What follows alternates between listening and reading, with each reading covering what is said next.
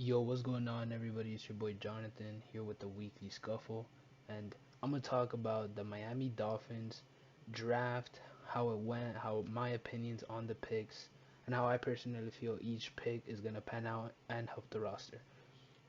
Starting off with Jaylen Waddle, everybody knows him, everybody loves him. Tua's old college wide receiver. They're paired up again. They're about to tear up NFL defenses. I believe that simply because of Waddle's dynamic playmaking ability, which is almost unmatchable with anybody else in the roster if you didn't have Jamar Chase or Devontae Smith, who one is a Heisman winner and one broke records the year prior before opting out. Waddle has to be the most dynamic playmaker in this draft. He's going to really help Tua.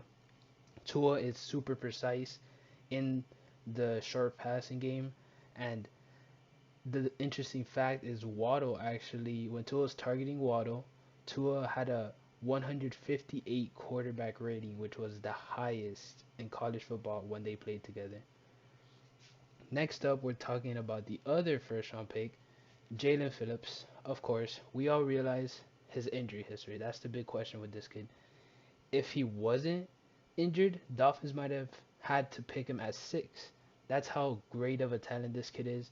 He's he was the number one recruit in the nation in 2017 before going to UCLA, being forced to retire, and then coming to UM and actually dominating this past season, showing everybody that his number one recruit ability is still there. And I think that he's going to be a great addition to the Dolphins. Last year, we were very good at using blitz and schemes to add pressure to quarterbacks. But now that Phillips is on the roster, you have to assume that the Dolphins will get more of a natural pass rush, and that should overall help us with the ability to pressure QBs and forcing them into mistakes. With our secondary, that actually got improved with this next person I'm about to talk about, Javon Holland. Javon Holland, I personally think when he got picked, I thought, what are we doing picking a safety? But when I thought about it, I thought we got Phillips, I thought we got Holland, and I thought about it and I said our defense is gonna be elite next year. Last year it was a very good defense. This year, with more of a natural pass rush with Phillips and Javon being a safety, along with Brandon Jones or Eric Rowe, whichever one, vice versa, you'll have a nice dynamic trio there to play safety. And what people don't realize is Bobby McCain could actually now move to slot corner. And Bobby, he even though he's an all-right safety, I wouldn't say he's the best safety in the NFL. He's probably mid-tier, a little, I think a little bit above average. I think he's a very, very elite slot corner. I think he could be a Pro Bowl slot corner. And with Xavier Howard and Byron Jones both on the boundaries, moving Bobby back to slot, putting Javon and whoever else out of the other two safeties in the safety positions, along with Phillips off the edge, the Dolphins are going to be an elite defense this year. Next, we're talking about Liam Eichenberg out of Notre Dame. Of course, Notre Dame has been producing great offensive linemen. The great thing about Eichenberg is his he's a right tackle, which of course the Dolphins need a tackle. Even though they drafted Robert Hunt last year, he's being pushed over to right guard. But the great thing about him is he hasn't allowed a sack in around 2 years. Of course, this past year it was a little bit of a different scenario with the shorter season and all. But still, in the past 2 years, the games he's played has not allowed a sack, which, if he's going to be playing right tackle, is exactly what you want because that is actually Tua's blind side. So, of course, we're going to want somebody that doesn't allow sacks. And Robert Hunt playing right tackle last year, moving him to guard our right side should be overall improved, and the whole O line unit should be better, along with dynamic weapons should allow our run game to improve. So overall, great pick in Eichenberg. We got a tackle, and the next pick is Hunter Long, which this pick I think most Dolphin fans, including myself, are like, why in the world did we draft Hunter Long? Nobody really understands this for the most part. People are assuming it's just in case Mike Gesicki leaves, which I think that would be a horrible choice, probably since Greer and Flores took over as a duo. That would probably be the worst thing they have let happen. But this kid is also a Boston College guy, so a Brandon Flores guy, since Brian Flores is a Boston College alumni. So I see why they picked him. I mean, I'm hoping for the best, but even then, we just gotta hope he's actually a good prospect. Now, lastly, we have the tackle Larnell Coleman.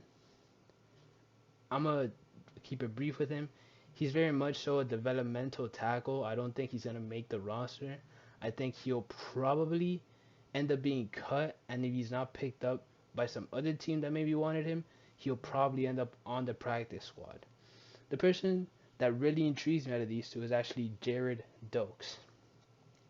The thing about Jared Dokes, I heard and saw, was that his O line was very inconsistent, and that could have possibly held him back as a running back. As a lot of you may know, running backs are actually very dependent on their own line. And I trust the Miami Dolphins because the past 2 years, the year prior in 2019, we drafted Myles Gaskins in the 7th, and we got great value from him. And then in 2020, we actually got Salvon Ahmed to come in as an undrafted rookie, and those two produced last year when they got the workload. So if the scouting department in the running back area is that good, I believe this kid could be a steal because I saw his highlights.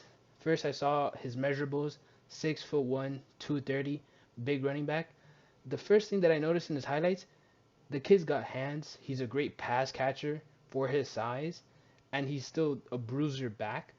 So I think maybe with our O-line that is improving, especially with Robert Hunt on the inside, Eichenberg as tackle now, Kinley, who's a hard-nosed guard too. We have to, Austin Jackson, of course. We have to see how Matt Skura pans out in the long term, or whoever takes over center. But with Waddle, with Parker, with Gesicki, with Fuller, defenses are gonna have to be much more honest, and they're gonna have to. It's gonna spread the field. So I think Dokes could definitely come in. He's the perfect complement.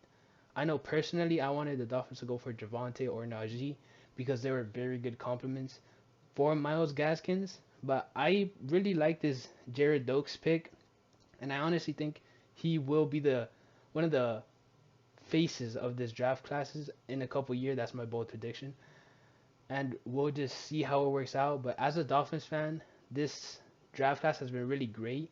We have to remember a lot of these picks are added bonuses. Like, we shouldn't have even been picking in the top 10 because of our record, but thankfully, because of Greer and the trades he's made, we get that luxury. And I think it was a solid draft overall. I'll give it an A- overall because the one thing that really knocks this draft just a little bit is the Hunter Long pick.